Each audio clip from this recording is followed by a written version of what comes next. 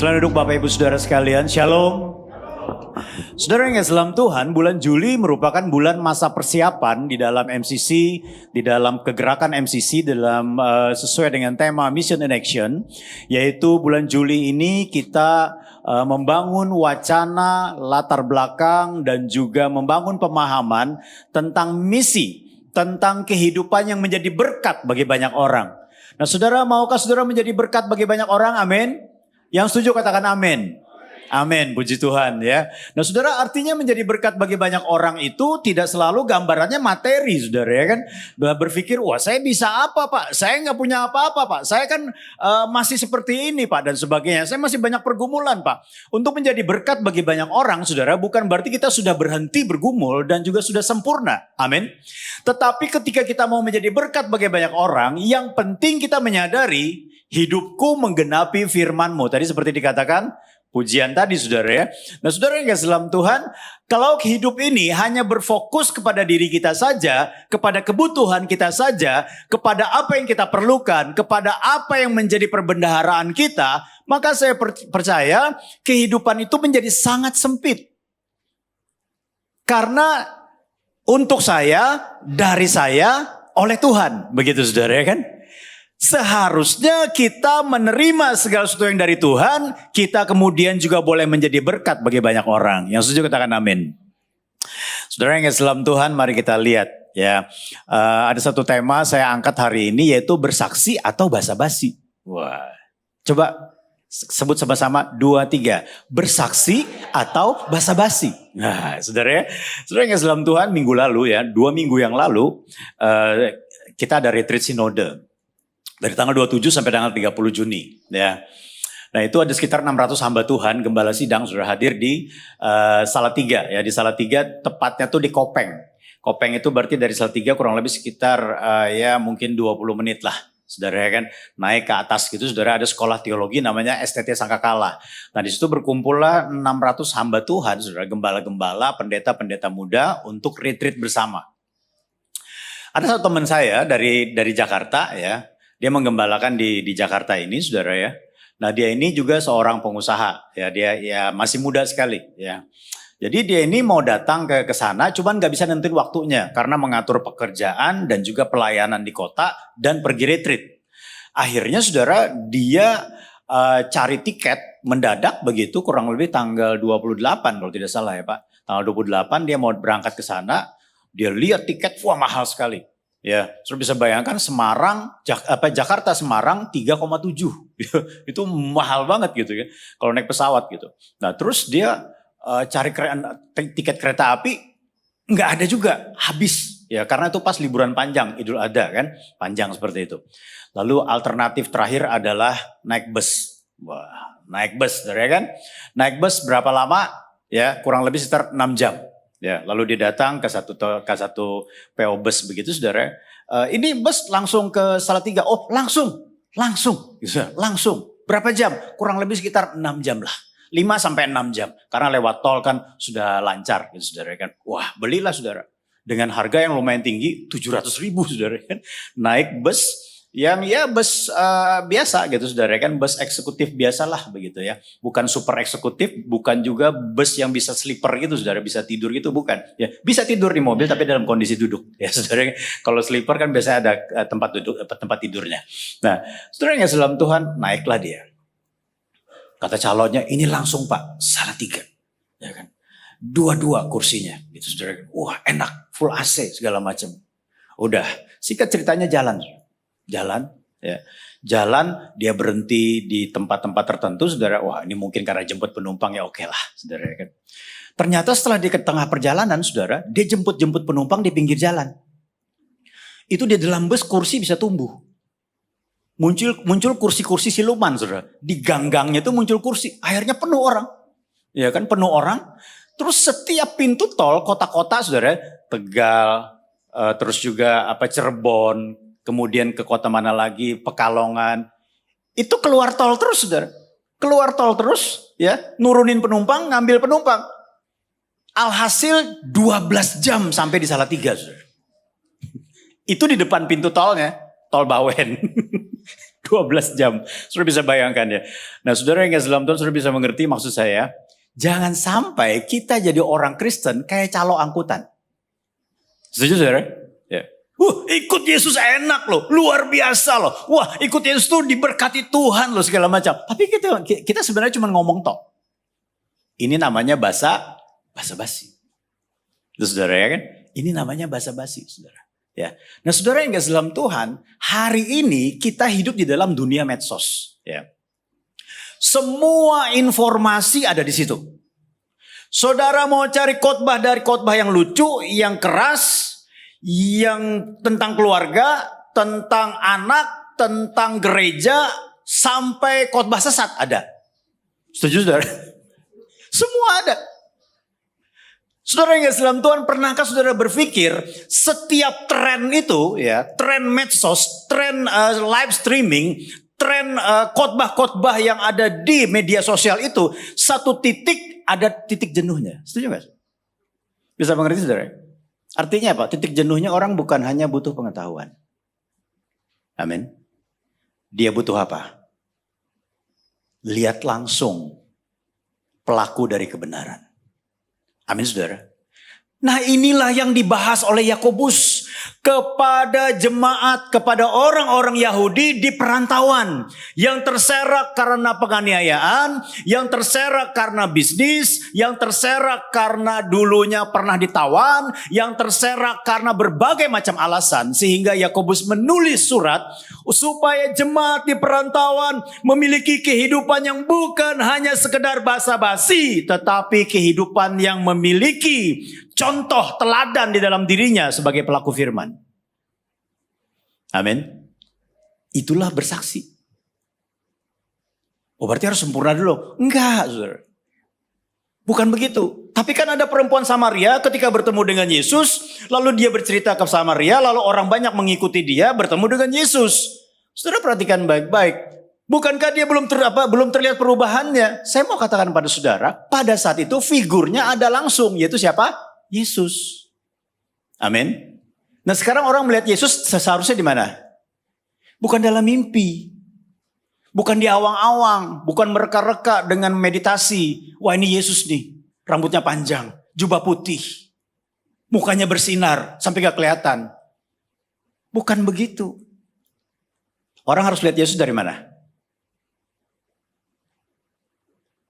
Dari diri kita. Amin saudara. Kayaknya takut nih. Kayak, waduh Pak. Gimana Pak dia mau ngeliat Yesus dari diri saya Pak. Saya masih punya kekurangan, kelemahan segala macam.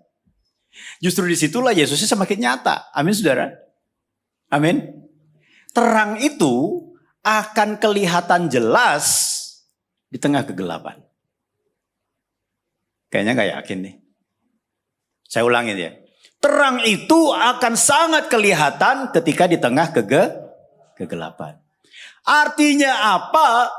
Di dalam diri kita banyak kelemahan, kekurangan. Maka ketika kita mengundang Yesus masuk dalam diri kita. Dan kita mau mempelajari firman dan melakukannya. Maka justru yang tampil bukan diri kita. Tapi Yesus yang mengubah hidup kita. Yang setuju katakan amin. Itulah kesaksian. Amin. Bukan hanya bicara masalah firman saja. Makanya saya mau katakan kepada saudara, semakin saudara menganggap diri saudara tidak layak, maka semakin itu pula lah sinar Kristus akan bercahaya melalui hidup saudara. Amin. Nah, saudara yang dalam Tuhan, mari kita lihat. Kita lihat ya, di dalam 1 Yakobus pasal 1 ayat 22. Ya, mari kita lihat sama-sama ya. Kita baca sama-sama saudara. Dikatakan begini, tetapi hendaklah kamu menjadi apa? Pelaku firman dan bukan hanya pendengar saja. Sebab jika tidak demikian kamu menipu diri sendiri. Bukan menipu orang lain dulu. Enggak. Menipu diri sendiri. Amin. Hendaklah kamu menjadi pelaku firman dan bukan hanya pendengar saja. Saudara yang dalam Tuhan, siapa yang ditipu? Diri sendiri. Siapa yang menipu? Diri sendiri juga. Maksudnya apa Pak? Maksudnya begini.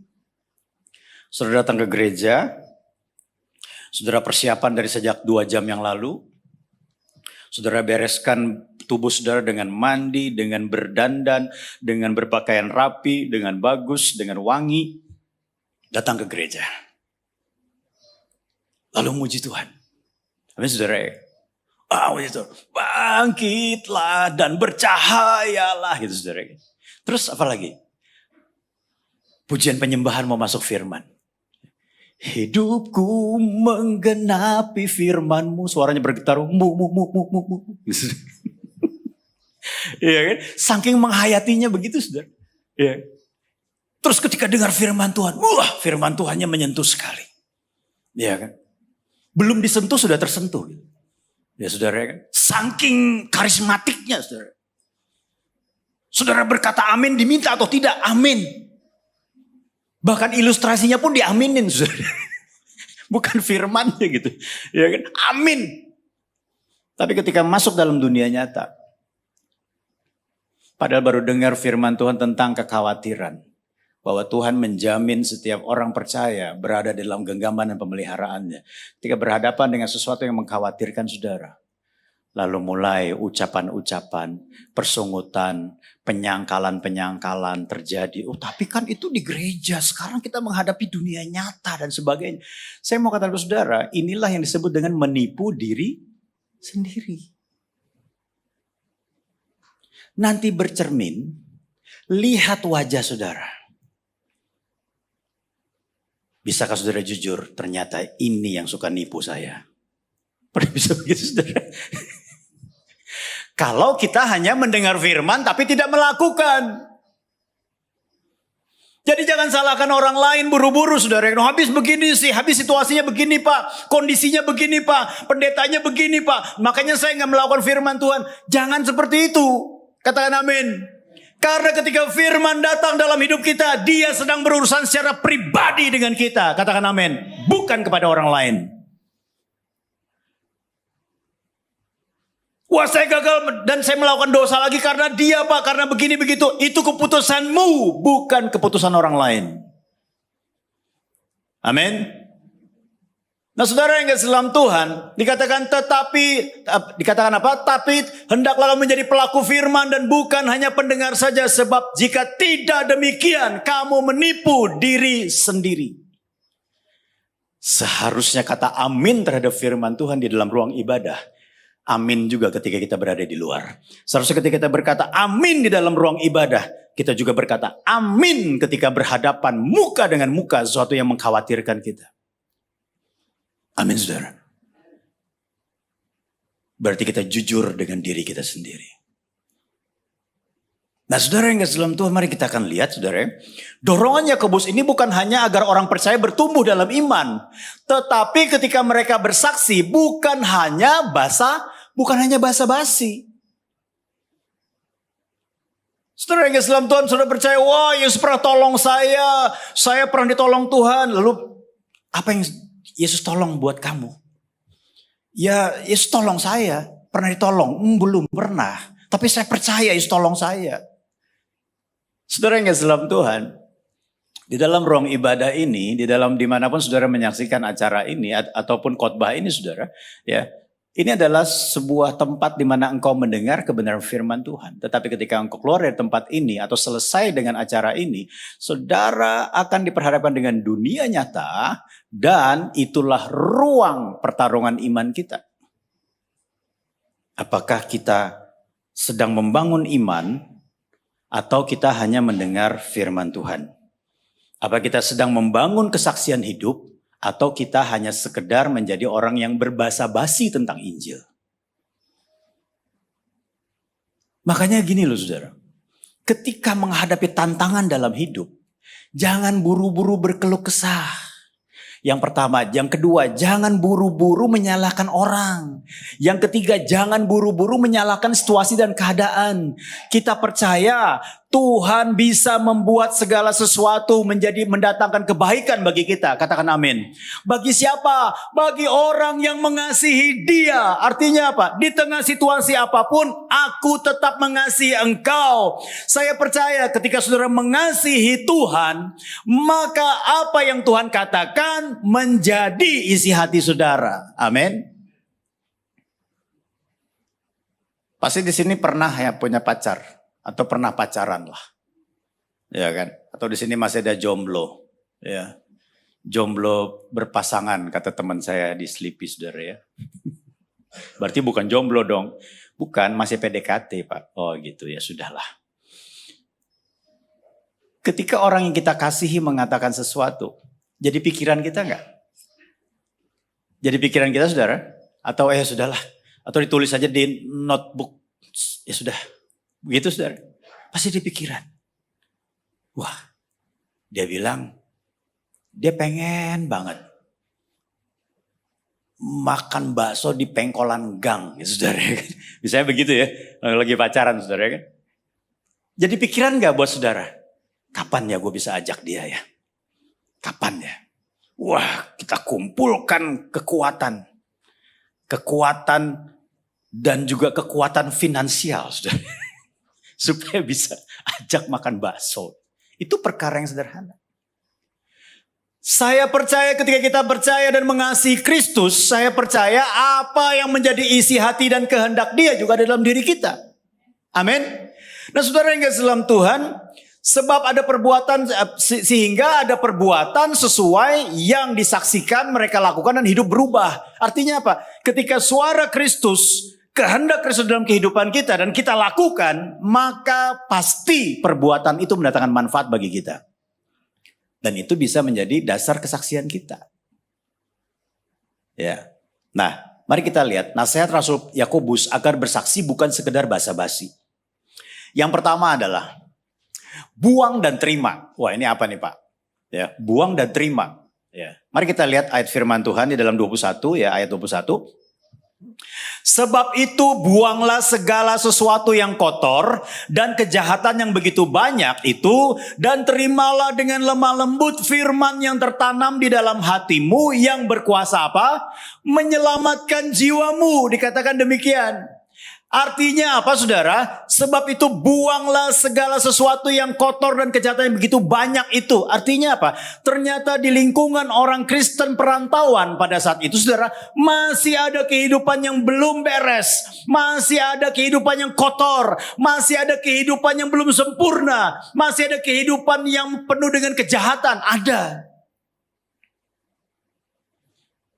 Nasihat Yakobus apa saudara? Sebab itu buanglah segala sesuatu yang kotor dan kejahatan yang begitu banyak. Kenapa perlu dibuang? Karena kalau saudara tidak membuang, saudara tidak akan pernah bisa menerima yang baru. Setuju? Amin. Ketika saudara mau minum air putih, lalu di dalam gelas itu ada teh setengah, saudara tidak akan bisa campurkan langsung air putih itu. Karena saudara mau minum air putih, saudara tidak akan bisa campurkan langsung ke air teh itu. Air putih itu saudara berharap saudara bisa minum air putih. Nggak bisa. Tehnya harus dibuang dulu. Setuju nggak? Apakah saudara langsung bisa minum air putih ketika saudara tuangkan air putih? Bisa? Nggak bisa juga. Karena masih ada bekas tehnya.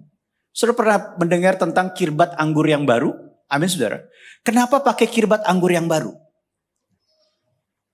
Karena ketika orang menaruh jus anggur, air anggur yang baru diperas, ditaruh di dalam kirbat anggur yang lama, saudara, salah satu alasannya ini akan merusak aroma dan rasa. Kenapa? Karena di dalam kirbat anggur yang lama, sel-sel kirbat itu bagian dalam sudah tercemar dengan ragi yang pertama dari anggur yang pernah disimpan di situ. Mengerti sampai di sini, saudara? Sehingga apa? Dibutuhkan kirbat anggur yang baru. Supaya apa? Dihasilkan wine, dihasilkan anggur yang aroma dan rasanya berkualitas. Makin lama, makin disimpan, makin berkualitas. Amin. Hidup kita bagaikan kirbat anggur. Saudara kasih dalam Tuhan, semua kita punya kirbat. Dan masalahnya kirbat kita ini kirbat yang lama. Masih ada ragi-ragi yang tidak berkenan di hadapan Tuhan nempel dalam kehidupan kita. Sehingga apa? Sudah percaya Yesus pun kehidupan keberdosaan dan juga kekotoran itu seringkali masih nempel dalam kehidupan kita dan mengikuti perjalanan iman kita. Yang saya katakan ini benar atau benar? Benar saudara ya. Karena pilihannya benar atau benar saudara ya kan. Setuju nggak? Makanya kalau lihat orang Kristen, jangan lihat malaikat. Lihatlah dia sebagai manusia. Karena dia masih punya kelemahan. Dia masih punya kekurangan. Dia masih punya hal yang perlu digumuli. Karena pada prinsipnya semua kita adalah orang-orang yang punya kirbat yang lama. Amin. Bagaimana cara memperbaharui kirbatnya? Ganti tubuh nggak mungkin. Transplantasi hati nggak mungkin juga. Karena kita tidak punya kebutuhan itu. Apalagi saudara? Ganti kulit apalagi? Gak bisa. Bagaimana caranya? Ada dua cara. Pekerjaan Roh Kudus yang mengerjakan hidup kita. Sehingga apa yang menjadi ragi yang lama dikuduskan oleh pekerjaan Roh Kudus. Yang setuju katakan amin. Ini bukan pekerjaan manusia. Makanya ada orang yang begitu jahat, ada orang yang begitu bejat hidupnya, tapi bisa bertobat luar biasa. Karena apa? Itulah pekerjaan Roh Kudus. Amin. Apakah serta-merta langsung menjadi kirbat yang bagus? Enggak juga. Ada proses kehidupan. Yang kedua adalah bukannya pekerjaan Roh Kudus, tetapi kerelaan hati kita. Untuk apa? Dibentuk. Setuju gak? Karakter saudara hari ini, sifat saudara hari ini, hasil dari pembentukan masa lalu. Begitu juga, sifat Kristus yang tertanam dalam hidup kita hari ini, tergantung rela atau tidaknya kita dibentuk oleh Tuhan. Diproses oleh Tuhan. Amin. Saya melihat ada satu tayangan itu beberapa kali saya lihat saudara ya kan. Di TikTok itu ada seorang rabi dari Kristen Koptik atau Kristen Ortodok ya. Dia bilang begini saudara, itu bagus sekali. Saudara pasti bisa pernah lihat ini. Dia kata gini, kalau kamu datang kepada Yesus, kamu akan diprosesnya. Saya dengar begitu saudara, ini luar biasa sekali. Karena selama ini kalau orang datang kepada Yesus, duduk senang, berjalan senang, di mana-mana hatiku senang. Sejak Yesus tolong saya, hatiku selalu senang. Itu lagu sekolah minggu. Saya mau tanya, apakah selalu senang hidup saudara ikut Yesus? Tidaknya kurang kencang. Apakah selalu senang? Ada sedikit marah saudara. Saudara perhatikan baik-baik. Ya kan? Selalu senang enggak? Inilah realita. Amin saudara. Karena ketika engkau datang kepada Yesus, engkau dikerjakan. Diproses. Setiap ranting daripadaku tidak berbuah akan dipotongnya. Tetapi setiap ranting yang berbuah akan dibersihkannya. Wah. Kita telah menerima benih yang kekal. Yaitu Roh Kudus. Roh pertumbuhan itu dalam diri kita. Makanya yang dibutuhkan adalah pembersihan dalam hidup kita. Buang. Apa yang dibuang? Segala kekotoran secara moral. Ya. Atau watak jahat, kedengkian dan dendam. Ini harus dibuang. Yesus selalu berkali-kali ngomong tentang pengampunan. Berkali-kali ngomong tentang bagaimana melepaskan pengampunan terhadap orang lain. Saudara ya kan. Supaya apa? Supaya ragi lama tuh gak ngikutin terus gitu. Ya. Ada nggak orang Kristen sudah lama ikut Tuhan dan pelayanan masih dendam? Nggak ada saudara ya kan? Nggak ada di sini maksudnya saudara. Di sini nggak ada saudara. Kuita nggak ada? Nggak ada saudara kan? Nggak ada amin ya. Aminnya setengah hati saudara. Kayaknya ada saudara. Ada kayak gitu ya. Apakah ada orang yang sudah pelayanan, sudah ikut Tuhan puluhan tahun, saudara kan? Hidupnya itu masih suka memunculkan watak-watak kasar, saudara kan? Kemudian juga amarah yang begitu kuat, saudara kan? Bahkan sepertinya itu tidak bisa hilang dari dalam dirinya, udah menyatu kental dengan dirinya. Ada seperti itu, saudara? Nggak ada, saudara kan? Di sini nggak ada ya. Wah, puji Tuhan. Ya, nggak ada yang ngaku. Karena pada bagian ini orang tidak mau membuang. Pada bagian ini orang tidak mau diproses.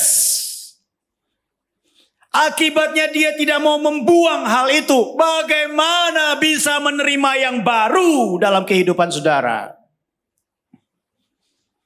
Amin. Makanya aliran air anggurnya, wine-nya itu aroma dan rasa rusak.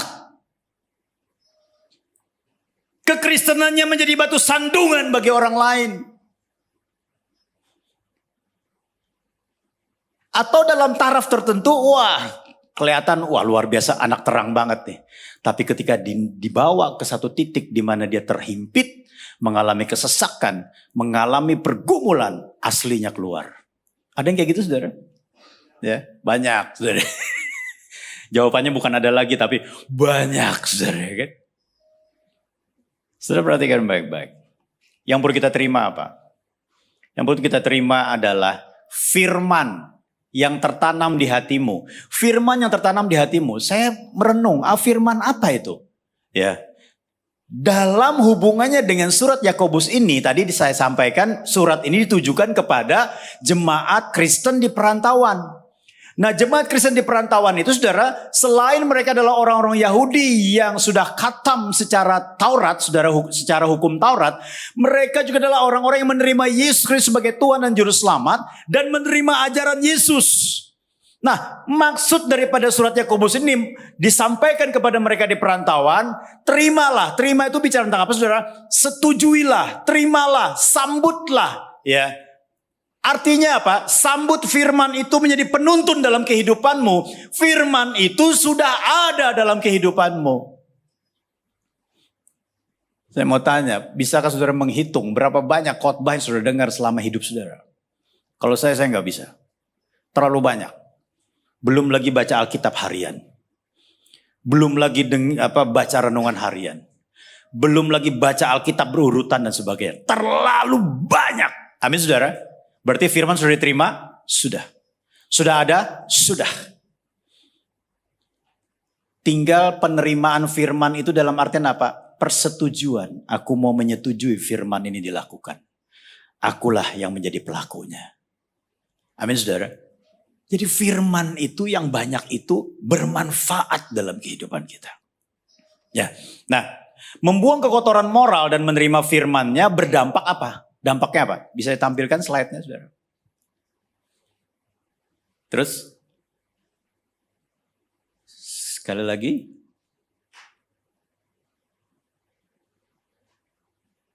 Bisa mundur? Saya bacakan di sini, saudara. Mungkin di kertas saudara ada ya. Membuang kekotoran moral dan menerima firman-Nya berdampak apa? Kesembuhan, pemeliharaan, dan pertolongan terhadap jiwa kita. Seringkali orang mengalami dalam tanda kutip, saudara, sakit jiwa. Sakit jiwa itu ada stadiumnya ya. Terkadang orang berpikir pasti gila. Enggak. Sakit jiwa itu bermacam-macam. Orang yang selalu suka tertuduh, kemudian juga sedih terus, itu bisa mengalami gangguan jiwa lah atau sakit jiwa ya. Nah, saudara yang kasih dalam Tuhan, kita perlu mengalami kesembuhan. Firman Tuhan begini, Paulus tulis di surat Filipi, dia katakan begini. Jadi, pada akhirnya, pikirkanlah segala yang benar, segala yang mulia, segala apalagi yang suci, yang sedap didengar, dan segala macam. Itulah yang akan memelihara jiwa kita. Amin. Jadi firman yang kita terima itu sebenarnya dia mendatangkan kesembuhan bagi jiwa kita. Dia mendatangkan pemulihan bagi jiwa kita. Sehingga apa? Selayaknya orang-orang yang makin dekat dengan firman Tuhan, makin sering dengar firman Tuhan, makin dekat dengan Tuhan, jiwanya makin dipulihkan, makin mengalami kesembuhan, bukan semakin parah sakit jiwanya. Amin. Kan seperti itu firman Tuhan. Karena apa? Ketika kita menerima firman Tuhan, membuang segala kekotoran dan menerima firman Tuhan, harusnya yang terjadi apa, saudara? Kesembuhan. Amin. Saya tidak punya waktu kasih kesaksian, saudara, ya kan? Karena ada beberapa hal yang perlu saya sampaikan lagi, saudara. Minggu lalu sore saya melayani satu tempat di daerah Cakung. Ada seorang WL bersaksi. Dia melayani ketika dia lari pagi di taman komplek. Dia bilang begini, Tuhan, aku minta 1 jiwa Tuhan untuk Engkau. Datanglah seorang oma-oma umur 80 tahun. 80 tahun. Ngomong terus ngobrol-ngobrol, Oma apa kabar, selamat pagi, segala macam. Nggak kenal, sebelumnya nggak kenal. Ya gimana kabarnya Oma, mau didoakan nggak Oma gitu kan. Karena dilihat sepertinya nih bukan orang yang asing dengan kekristenan gitu ya.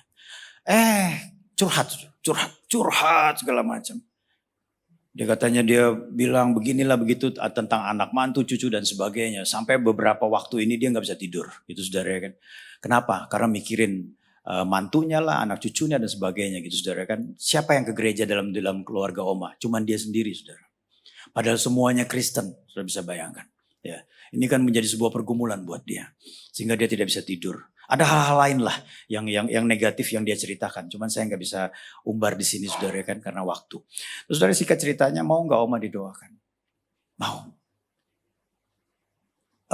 Kita doa, sebelum doa kita dengar firman dulu ya. Saya mau ngobrol tentang Yesus. Ngobrol tentang Yesus saudara. Wah cerita segala macam. Wah dia semakin semangat saudara. Semakin semangat mau didoakan. Doakan. Saudara yang dalam Tuhan. Ya. Beberapa hari kemudian. WL ini janjian lagi sama Oma. Kita lari pagi lagi yuk. Karena bagi dia berita Injil harus terus ada pendampingan. Dia bilang begitu. Wah ini bagus saudara kan. Saya mau ketemu Oma lagi jam 5 pagi. Saudara. Untuk lari pagi atau jalan pagi lah. Ditunggu-tunggu Oma kok belum datang. Tunggu lagi sampai 5:30 Oma juga belum datang. Tiba-tiba datang jam 6:30. Kira-kira begitulah. Kenapa Oma telat bangun? Oh berarti Oma bisa tidur. Bisa ngerti sudah? Artinya apa? Firman Tuhan itu mendatangkan kesembuhan. Ada banyak kesaksian lagi saudara. Ya, nanti kita akan lihat. Ya, maksudnya nanti saudara pasti akan banyak mendengar lah dari hamba-hamba Tuhan yang lain. Yang kedua adalah dengar dan lakukan. Yakobus 1:22 dikatakan, tetapi hendaklah kamu menjadi pelaku firman dan bukan hanya mendengar saja, sebab jika tidak demikian kamu menipu dirimu sendiri. Tidak salah mendengar banyak firman Tuhan dari belajar Alkitab, mendengar khotbah dan membaca buku-buku rohani, tetapi sangat penting untuk melanjutkannya dalam tindakan sesuai firman yang didengar. Karena begini saudara, kalau saudara cuma hanya kaya pengetahuan, maka kalau saudara cuma hanya mendengar firman Tuhan, ada beberapa hal yang perlu saudara perhatikan. Yang pertama adalah, ya bisa dibantu diklik, kaya pengetahuan, miskin perbuatan. Ya kan? Wah kaya pengetahuan, banyak pengetahuan, miskin perbuatan. Yang kedua adalah, bisa diklik, sibuk menghakimi orang lain. Karena apa? Pengetahuan membuat orang sombong. Sehingga apa? Menghakimi orang tuh lebih penting bagi dia gitu daripada melakukan firman Tuhan. Kemudian yang berikutnya saudara, imannya tidak berdaya guna bahkan mati. Ya. Kemudian yang berikutnya, menipu diri sendiri sebab tahu firman tapi tidak alami perubahan. Saya ambil contoh ilustrasi saudara kan. Saya minta satu kursi bisa dibawa ke sini. Bisa minta tolong satu kursi saja. Nah, saya mau tunjukkan beda antara, ya makasih Pak. Beda antara belief dengan trust. Ya, saya minta Dr. Edi bisa bantu saya. Ini Dr. Edi, dokter gigi, Edi. Masih muda, kekar, ganteng, luar biasa saudara kan. Ini beberapa kali perjalanan misi dengan kita nih. Jangan duduk Pak, Bapak berdiri situ aja. Ya, mari sudah perhatikan ya. Nah, kalau Dokter Edi melihat kursi ini mampu nggak untuk menahan beban tubuh Dokter Edi? Mampu ya? Bisa kasih mikrofon dong? Ya, supaya kedengaran suaranya sampai ke dunia maya, saudara.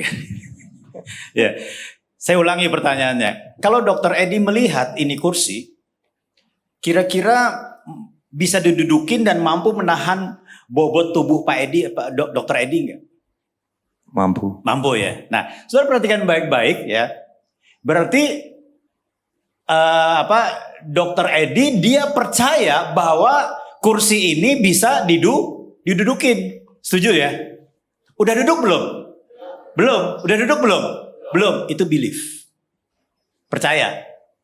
Amin saudara? Nah ini belief. Ya kan? Lalu Dokter Edi pelan-pelan maju ke sini, lalu duduk. Dokter Edi percaya bahwa kursi ini bisa didudukin? Bisa. Bisa. Ini trust. Setuju saudara? Ini trust. Cukup Pak. Terima kasih. Saudara mengerti antara belief dengan trust? Amin. Nah saudara yang kasih dalam Tuhan, bagaimana kita bisa trust kalau kita hanya dalam posisi apa? Belief. Percaya enggak Tuhan berkati saya? Percaya. Percaya enggak Tuhan sembuhkan? Percaya. Tapi ketika sakit, yang pertama kita cari apa? Pertolongan manusia, bukan berseru kepada Tuhan. Boleh enggak kita minta pertolongan medis? Boleh. Tapi pernahkah saudara bertemu dengan orang-orang yang berkata, wah saya mengalami kesalahan treatment di dalam pengobatan saya. Kenapa? Padahal sudah ke dokter ahli, padahal sudah ke rumah sakit yang bagus, padahal sudah ke negara yang terbaik dan sebagainya. Kenapa saudara? Karena walaupun saudara bisa bayar, memilih dokter terbaik, rumah sakit terbaik, tetapi engkau tetap butuh penyertaan Tuhan di dalam kesembuhanmu. Katakan amin. Nah, saudara perhatikan. Saudara believe atau trust. Dengar dan lakukan, itu trust. Amin. Ketika saya tanya Dokter Edi di sini ketika dia sudah duduk, dokter, bagaimana rasanya duduk di kursi? Waduh enak banget. Setelah naik gunung Dongkas 1,5 jam kita jalan. Saya duduk di kursi, waduh enak sekali. Sering naik gunung Dongkas sama saya. Kita bawa tim dokter. Apa rasanya duduk di kursi? Empuk. Bisa nyender Kak? Bukan hanya nyender Pak, bisa ketiduran. Bahkan sekali duduk lupa berdiri. Bisa mengerti maksud saya? Itulah trust. Sehingga ketika engkau berbicara kepada orang lain tentang Yesus, engkau berbicara dengan sumringah. Ngerti saudara? Bukan percaya Yesus. Kamu sembuh. Kamu dilepaskan. Kamu nanti akan masuk surga. Bukan begitu, saudara. Sudah cerita. Ikut Yesus itu luar biasa.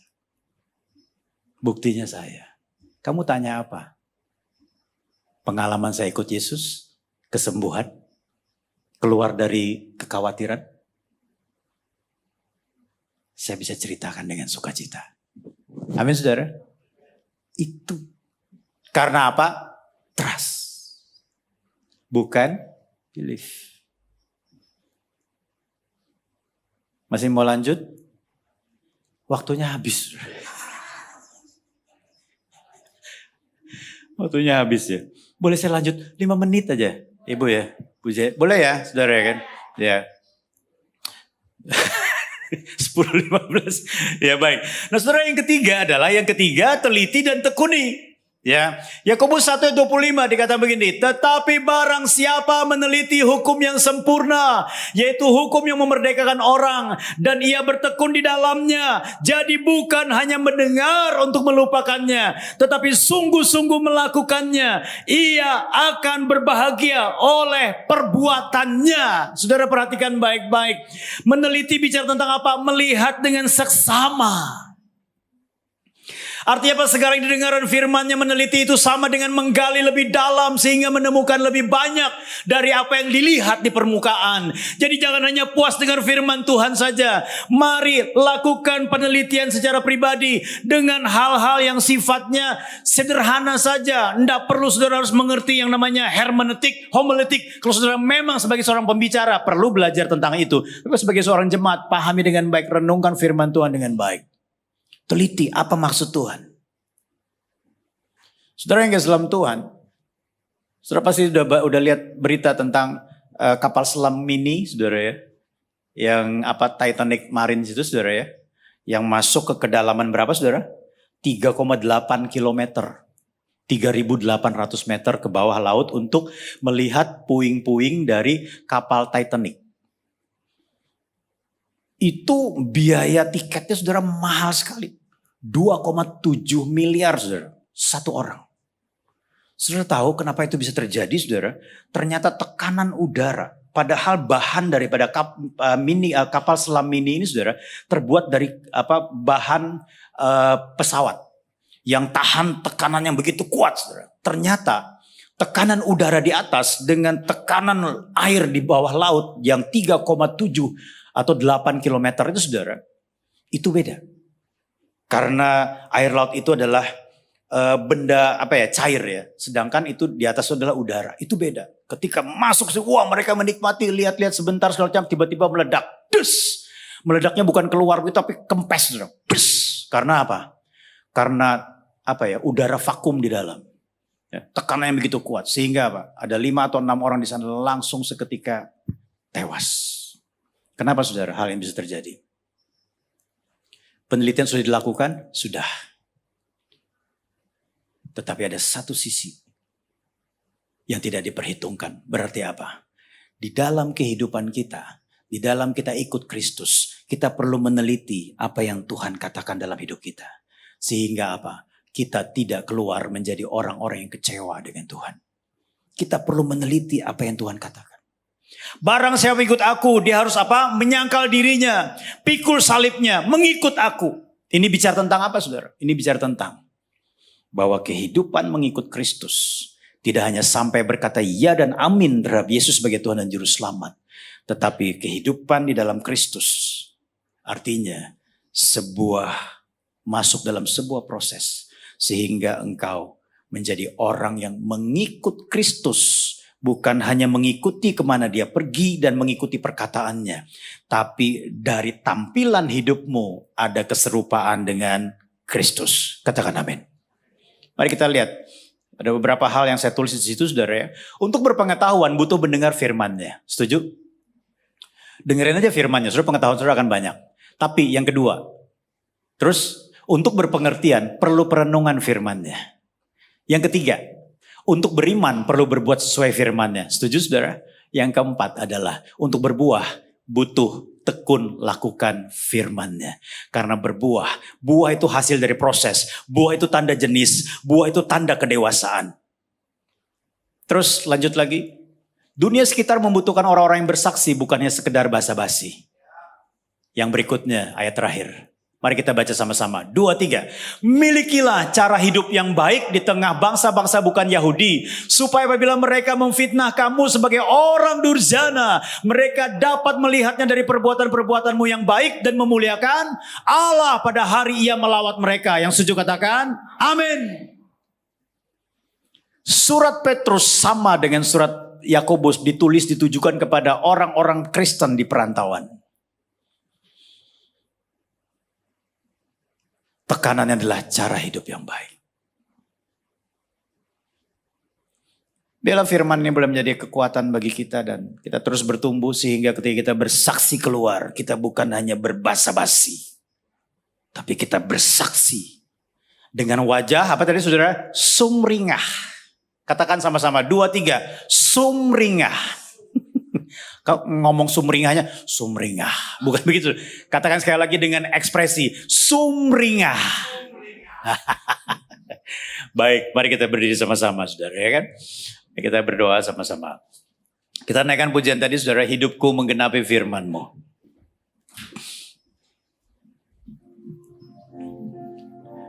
Hidupku menggenapi firman-Mu, ya Tuhan. Tanda mujizat sertai tiap langkahku. Amin. Kau bersamaku di dalamku, jadi bukti kebesaran-Mu. Bersama katakan, ya. Hidupku menggenapi firman-Mu, ya Tuhan. Tanda mujizat sertai tiap langkahku. Kau bersamaku, di dalamku, jadi bukti kebesaran-Mu. hidupku menggenapi firman-Mu. Ya Tuhan. Tanda mujizat sertai tiap langkahku. Kau bersamaku di dalam. Jadi bukti kebesaran-Mu.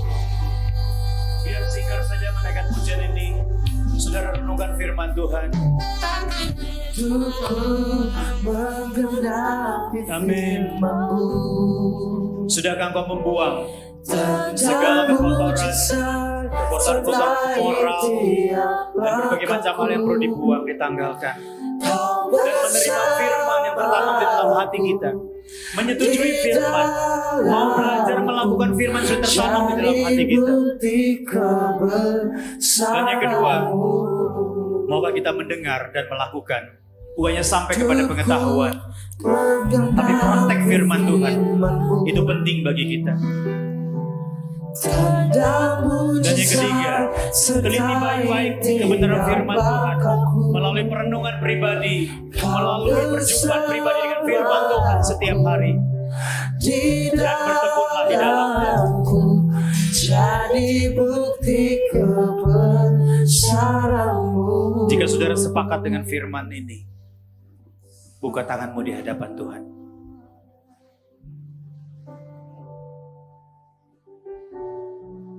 Mari bersaksilah, jangan hanya berbasa-basi.